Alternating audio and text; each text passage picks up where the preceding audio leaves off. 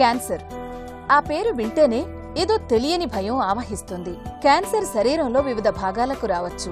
నియంత్రణ లేకుండా పెరుగుతూ పోయే కణాలే క్యాన్సర్. అలా పెరుగుతూ పోయి చుట్టుపక్కల ఉండే ఆరోగ్యమైన కణాలను డ్యామేజ్ చేస్తాయి.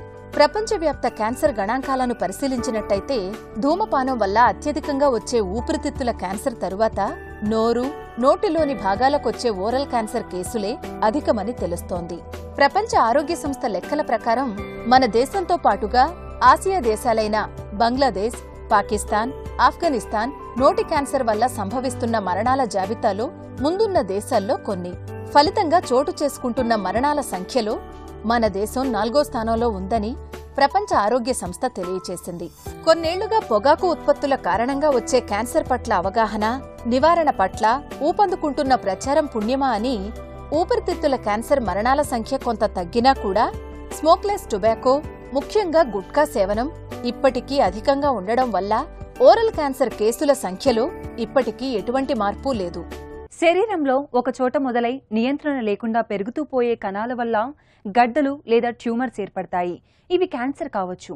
ఈ ట్యూమర్స్ వల్ల మరెన్నో ఇతర ఆరోగ్య సమస్యలు కూడా వస్తాయి. ఎందుకంటే క్యాన్సర్ ట్యూమర్ శరీరంలో ఉండే జీర్ణ, నాడి, రక్త ప్రసరణ వ్యవస్థల పనితీరుపై తీవ్రమైన దుష్ప్రభావాన్ని చూపగలవు. అందుకే క్యాన్సర్ అనేది కేవలం ఒక వ్యాధి కాదు, ఎన్నో ఆరోగ్య సమస్యల సమాహారం. క్యాన్సర్లో కనీసం 100 రకాలున్నాయంటే మీరు నమ్మగలరా? ప్రపంచవ్యాప్తంగా అత్యధిక క్యాన్సర్ కేసులు ఊపిరితిత్తులు, నోరు, రొమ్ము, గర్భాశయ ముఖద్వారానికి సంబంధించినవిగా ఉన్నాయి. ముఖ్యంగా నోరు, నోటిలోని భాగాలకు వచ్చే క్యాన్సర్ కేసుల సంఖ్య పెరుగుతూ పోతున్న నేపథ్యంలో ఈనాటి ఆరోగ్యమస్తు కార్యక్రమం దానిపై అవగాహన తీసుకొచ్చేందుకై మీ ముందుకొచ్చింది.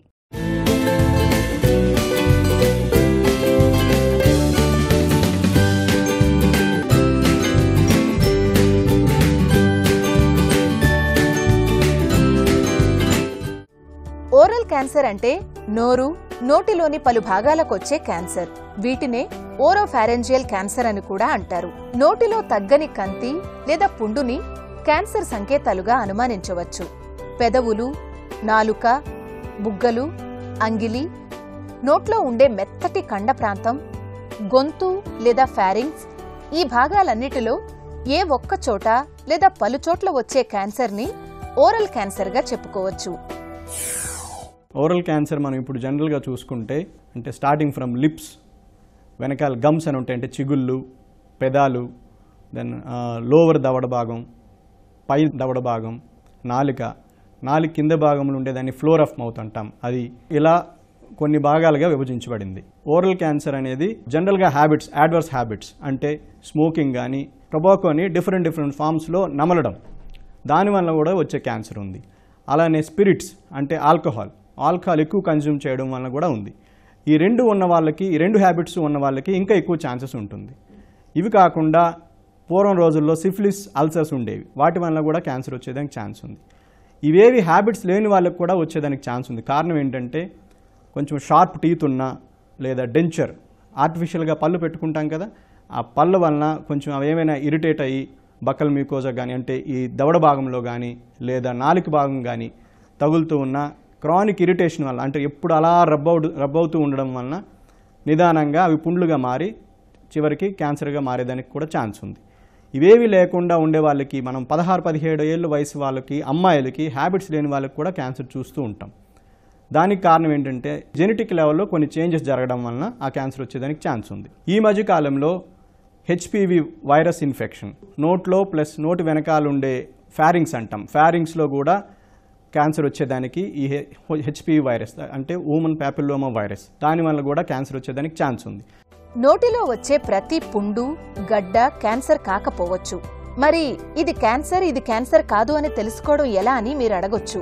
నోటి క్యాన్సర్ని సూచించే సంకేతాలు, లక్షణాలను చూస్తే నోరు భాగాల్లో వాపు, గడ్డలు, ఉబ్బెత్తుగా మందంగా ఉండే చర్మం, తెలుపు, ముదురు ఎరుపు రంగులో మచ్చలు, అకారణంగా నోటి వెంబడి రక్తస్రావం కావడం, ముఖంలో, మెడ భాగంలో, నోరు, గొంతు వెనక భాగంలో అకారణంగా స్పర్శ కోల్పోయినట్టుగా ఉండడం, ముఖం మీద, మెడ భాగంలో, నోటిలో వచ్చే పుండ్లు, అల్సర్స్, ఇవి 2 వారాలకు మించి మానకపోతే, గొంతులో ఏదో అడ్డుకున్నట్టుగా తరచూ అనిపిస్తూ ఉన్నా, మాట్లాడటం, మింగడం, నమలడం, దవడ కదలిక కష్టంగా ఉన్నా, గొంతు అకారణంగా బొంగురుపోతున్నా, తరచూ గొంతు ఇన్ఫెక్షన్స్ మాదిరి లక్షణాలు సతాయిస్తున్నా, చెవిపోటు, పళ్ల రంగులో తేడా, పెట్టుడు దంతాలు పెట్టుకునే వారిలో అవి సరిగ్గా అమరడం లేదన్నా, అకారణంగా బరువు విపరీతంగా తగ్గినా, వీటిలో అత్యధిక శాతం లక్షణాలు ఓరల్ క్యాన్సర్కి సంకేతాలుగా చెప్పుకోవచ్చు.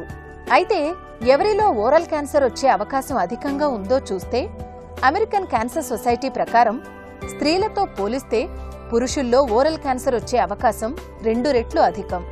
అంతేకాదు, పురుషుల్లో అది కూడా 50 సంవత్సరాలు దాటిన వారిలో రిస్క్ మరింత ఎక్కువ. 2014లో దాదాపు 40,000 మంది పురుషులలో ఓరల్ క్యాన్సర్ నమోదైందని అమెరికన్ క్యాన్సర్ సొసైటీ రికార్డ్స్ తెలియచేస్తున్నాయి. ఇంతకుముందు క్యాన్సర్ అనేది ఎల్డర్లీ పీపుల్ అంటే పెద్దవాళ్ళలో మాత్రమే ఎక్కువ వచ్చేదానికి ఛాన్స్ ఉండేది. బట్ ఇప్పుడు irrespective of age, starting from any age to any age, అంటే 14 ఏళ్ళు 15 ఏళ్ళ వాళ్ళకు కూడా క్యాన్సర్ వచ్చేదానికి లక్షణాలు ఉన్నాయి. ఎస్పెషల్లీ ఓరల్ క్యాన్సర్ అనేది 2 రకాలు ఉంటుంది. ఒకటి స్క్వామస్ కార్సినోమా అంటాం, 2 నాన్ స్క్వామస్ కార్సినోమా అంటాం. అంటే నాన్ స్క్వామస్ అంటే లోపల సెలైవరీ గ్లాండ్స్, ఉమ్ము గ్రంథులు ఉంటాయి. ఉమ్ము గ్రంథుల నుంచి కూడా క్యాన్సర్ వచ్చేదానికి ఛాన్స్ ఉంది. అటువంటి వాళ్ళలో అల్సర్ ఉండదు, ఓన్లీ ఒక రకమైన స్వెల్లింగ్ మాత్రమే ఉంటుంది. ఇలాంటి సెలైవరీ గ్లాండ్ ట్యూమర్స్ ఎనీ ఏజ్లో వచ్చేదానికి ఛాన్స్ ఉంది. అలా కాకుండా స్క్వామస్ కార్సినోమా అనేది యూజువల్గా హ్యాబిట్ రిలేటెడ్. చాలామంది ఫ్యామిలీ పరంగా ఈ గుట్కా చూయింగ్ అని పొగాకు చూయింగ్ చేస్తూ ఉంటారు, నములుతూ ఉంటారు. అందువలన ఫ్యామిలీలో రన్ అవుతూ ఉంటుంది ఆ హ్యాబిట్. మంచి హ్యాబిట్స్తో పాటు ఇలాంటి హ్యాబిట్స్ కూడా ఫ్యామిలీలో రన్ అవుతూ ఉంటాయి. సో ఈ హ్యాబిట్స్ వలన ఎర్లీ అంటే బాగా చిన్న వయసులోనే వాళ్ళకి క్యాన్సర్ వచ్చేదానికి ఛాన్స్ ఉంది. కాబట్టి ఏజ్ అనేది ఫ్యాక్టర్ కాదు. కానీ జనరల్గా 4th డికేడ్ అంటే 40 నుంచి 60, 70 సంవత్సరాల వరకు ఎక్కువగా దాదాపు 80% ఇన్సిడెన్స్ ఈ ఏజ్లో ఉంటుంది. ఓరల్ క్యాన్సర్ వెనుక ప్రధాన కారణం పొగాకు ఉత్పత్తుల సేవనం. ధూమపానం చేయడం వల్ల లేదా స్మోక్లెస్ టొబాకో సేవించడం వల్ల ఏదైనా కావచ్చు. కానీ అత్యధిక నోటి క్యాన్సర్ కేసులు నోట్లో వేసుకుని నమిలే పొగాకు ఉత్పత్తుల వల్లేనని తెలుస్తోంది. వీటిలో నస్యం, జర్దా, ఖైనీ, గుట్కా, జర్దా పాన్ ద్వారా తీసుకునే పొగాకు, ఇలా పలు ఇతర ఉత్పత్తులు ఉన్నాయి. ఇవి సేవించే వారిలో బుగ్గలు, పెదవులలో లోపలి లైనింగ్లో క్యాన్సర్ వచ్చే అవకాశం ఇతరులతో పోలిస్తే దాదాపు 50% అధికంగా ఉందని తెలుస్తోంది. ఇక వేరే ఇతర కారణాల వల్ల కూడా నోటి క్యాన్సర్ వచ్చే అవకాశాలు లేకపోలేదు. నోటి క్యాన్సర్ అంటే కేవలం ఒక భాగానికి కాదు, నోటిలో ఉండే పలు భాగాలకి వచ్చే అవకాశం ఉంది. అంతేకాదు, ఒక భాగానికి క్యాన్సర్ వస్తే అది నోటిలో ఇతర భాగాలకి వ్యాపించే ప్రమాదం కూడా ఉంది. అందుకే ఇంతకుముందు నోటి క్యాన్సర్ సూచించే లక్షణాలు కనుక కనిపించినట్లయితే వైద్య సహాయం తీసుకోవటం తప్పనిసరి. నోటి క్యాన్సర్ని నిర్ధారణ చేసేందుకు కొన్ని వైద్య పరీక్షలు ఉండొచ్చు. వాటి ఫలితాల ఆధారంగా చికిత్స ఉంటుంది. సాధారణంగా నోటికి సంబంధించి క్యాన్సర్ సూచించే లక్షణాలు కనిపించినప్పుడు డెంటిస్ట్ ని సంప్రదించడం సహజం. అటువంటప్పుడు dentist oral cancer screening exam చేస్తారు. ఇందులో భాగంగా నోరు, మెడ, తల, ముఖం భాగాల్లో అసహజంగా కనిపించే టిష్యూలు, మానని పుండ్లు, అసహజ రంగులో ఉండే మచ్చలు, ఈ అంశాలన్నిటినీ పరిశీలిస్తారు. ఒక్కోసారి అనుమానాస్పదంగా ఉన్న టిష్యూని క్యాన్సర్ అని నిర్ధారించేందుకు ఓరల్ బ్రష్ బయాప్సీ చేస్తారు. టిష్యూ శాంపిల్ ని తీసుకుని ల్యాబ్లో చేసే పరీక్ష ఇది. ఓరల్ క్యాన్సర్ నిర్ధారణ అయిన తరువాత వ్యాధి ఉన్న స్థాయి లేదా స్టేజ్ను బట్టి చికిత్స ఉండొచ్చు. నోరు, గొంతు, ముఖం ఇవన్నీ కూడా ఓరల్ క్యాన్సర్లో భాగమై ఉంటాయి. కాబట్టి వివిధ వైద్య విభాగ నిపుణులు చికిత్సలో భాగం కావచ్చు.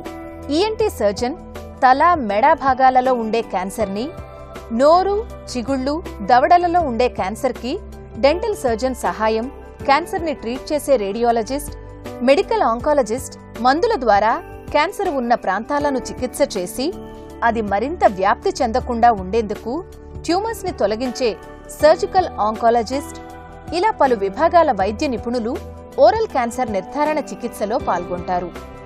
ఓరల్ క్యాన్సర్ ఉండే స్టేజ్ని బట్టి చికిత్స ఫలితాలు ఆధారపడి ఉంటాయి.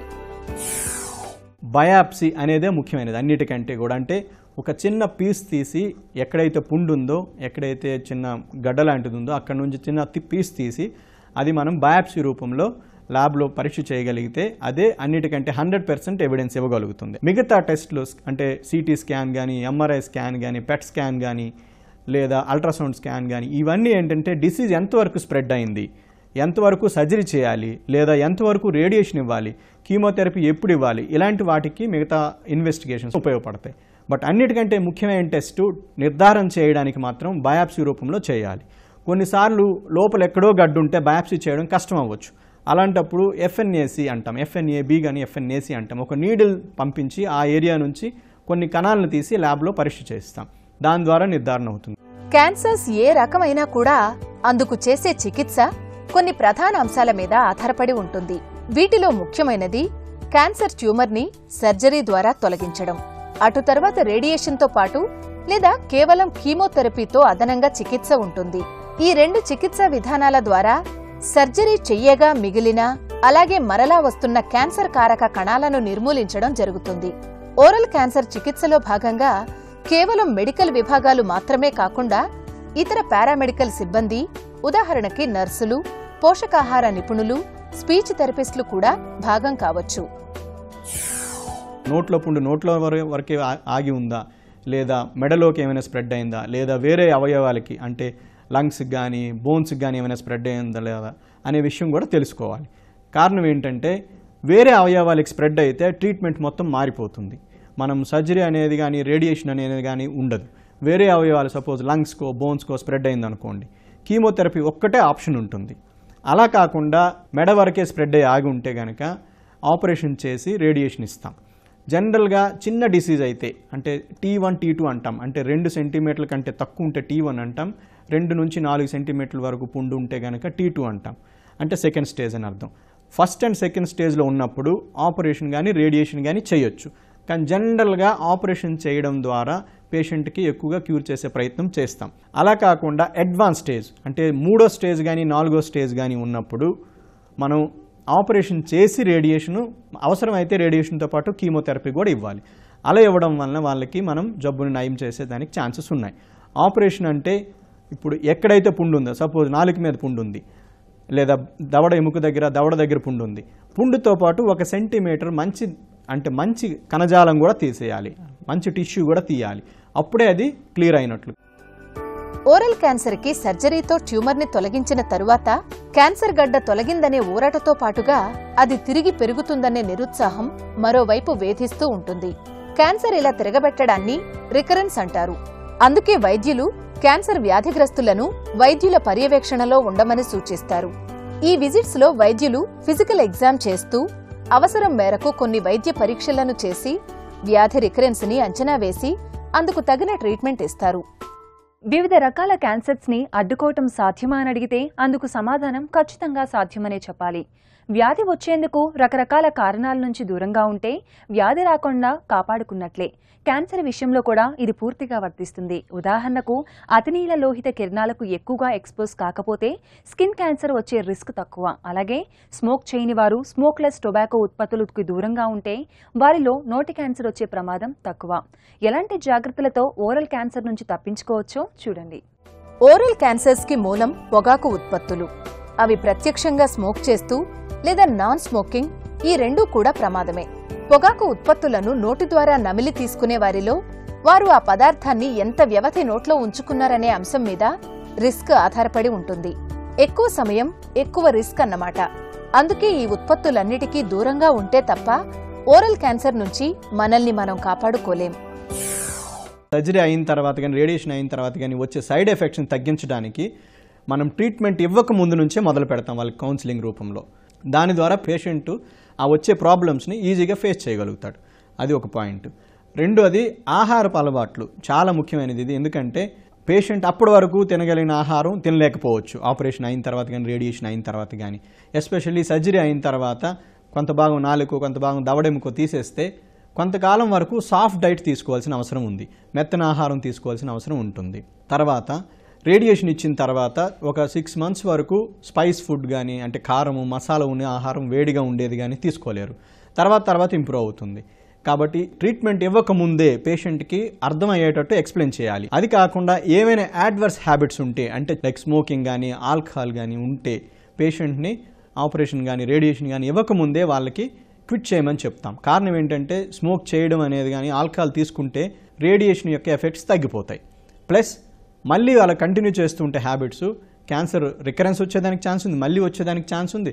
అది కాకుండా సెకండ్ క్యాన్సర్స్ వచ్చేదానికి ఛాన్స్ ఉంది. తర్వాత ఆహారపు అలవాట్లు కూడా చాలా వరకు మార్పు వస్తాయి కాబట్టి ట్రీట్మెంట్ ఇచ్చిన తర్వాత వాటి గురించి కూడా ఒక అవగాహన కలిగించాలి. ఎస్పెషల్లీ రా వెజిటబుల్స్, టమాటో, క్యారెట్, బీట్రూట్ ఇలాంటివి ఎక్కువ తీసుకోగలిగితే అందులో యాంటీ ఆక్సిడెంట్స్ అని ఉంటాయి. ఈ యాంటీ ఆక్సిడెంట్స్ ఉండడం వలన పేషెంట్కి క్యాన్సర్ నుంచి ప్రొటెక్ట్ చేసే గుణం వాటికి ఉంటుంది. ఇవి కూడా కొంచెం ఎక్కువ ఎంకరేజ్ చేయాలి. ట్రీట్మెంట్ వరకు ఇస్తాం, బట్ ఈ కౌన్సిలింగ్ కూడా చాలా వరకు పేషెంట్కి మనం ఇస్తూ ఉండాలి. రోజూ తీసుకునే ఆహారం ఆరోగ్యమైనదిగా ఉంటే క్యాన్సర్కే కాదు, వివిధ ఇతర రోగాలకి దూరంగా ఉండొచ్చు. అత్యధికంగా ఎండకి ముఖం ఎక్స్పోజ్ అవ్వకుండా చూసుకోవాలి. సంవత్సరానికి కనీసం ఒక్కసారైనా రొటీన్ డెంటల్ చెకప్ చేయించుకోవాలి. అప్పటికే ఓరల్ క్యాన్సర్కి చికిత్స తీసుకుంటుంటే పొగాకు ఉత్పత్తులు, మద్యపానం మానివేయాలి. వివిధ రకాల చికిత్సా పద్ధతులను గురించి, వ్యాధి లక్షణాలను గురించి సందేహాలను ఎప్పటికప్పుడు నోట్ చేసుకుని వైద్యులను అడిగి తెలుసుకోవాలి. ఓరల్ క్యాన్సర్ని జయించిన వారితో చర్చించడం వల్ల వ్యాధి ఉన్నవారిలో అనుకూలాత్మక భావన వస్తుంది. ఈ మంత్ మనం ఓరల్ క్యాన్సర్ అవేర్నెస్ ప్రోగ్రామ్ అని చేస్తున్నాం. దీనిలో ఒక యాక్టివిటీగా ఇంతకు ముందు క్యాన్సర్తో ట్రీట్మెంట్ తీసుకున్న, ఓరల్ క్యాన్సర్తో ట్రీట్మెంట్ తీసుకునే పేషెంట్స్ని అందరినీ కొంతమందిని పిలిపించి జనరల్ పబ్లిక్కి చూపించగలిగితే కొంతవరకు మనం దీన్ని అవేర్నెస్ తీసుకురాగలుగుతాం. ఇది జనరల్గా పబ్లిక్లో అవేర్నెస్తో పాటు డాక్టర్సు, పారామెడికల్ స్టాఫ్, సిస్టర్సు అందరిలో కూడా కొంతవరకు అవేర్నెస్ తీసుకురావచ్చు. నా పేరు కిషోర్ సార్, మా మామయ్య సమ్మయ్య. సో యాక్చువల్ ఏంటంటే ఇతనికి చాలా రోజులు ఉంది కొంచెం డ్రింక్ అలవాటు ఉంది, అండ్ మామూలుగా అవి గుట్కాలు అవి కొంచెం అలవాటు ఉంది సార్.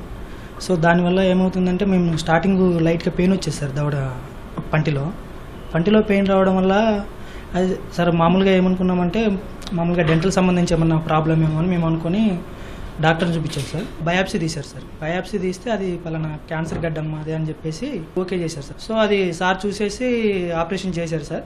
ఆపరేషన్ చేశాక ఇప్పుడు కొంచెం పర్లేదు, బాగానే ఉంది, పెయిన్ కూడా రావట్లేదు సార్. ఒక మా మామయ్య కాదు సార్, మన ప్రజలు అందరూ కూడా ఈ డ్రింక్కి విత్ మళ్ళీ మామూలుగా గుట్కాలు, పాన్లు, సిగరెట్లు వీటికి బాగా అలవాటు పడేసి వాళ్ళు కాకుండా వాళ్ళ ఫ్యామిలీ, సో మొత్తం టోటల్ ఫ్యామిలీ ఎంత బాధపడుతుంది సార్ దీనివల్ల.